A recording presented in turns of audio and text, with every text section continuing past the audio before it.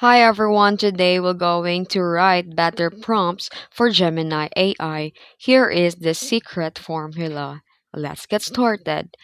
While there's no a single secret formula in Gemini AI, but there are definitely techniques and best practice that significantly improve your prompts for Google Gemini.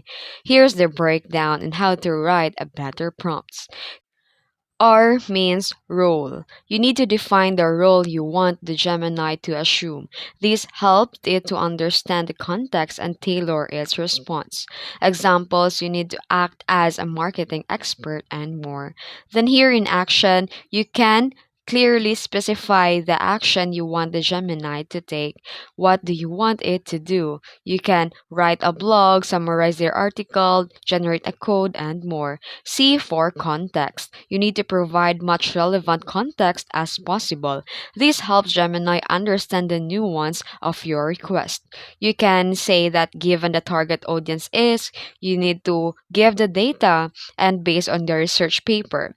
Then E for expectation and constraints. You need to state your expectation for the response, including any specific constraints and requirements. For example, you keep the response concise, use formal tone, or limit the response to 200 words.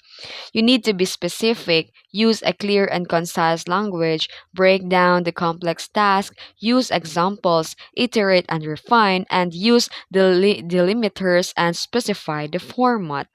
And that's it. You need to remember the prompt using the RACE framework. RACE for role, action, context, expectation, or constraints. If you found this tutorial helpful, don't forget to like and subscribe for more tips. Thanks for watching.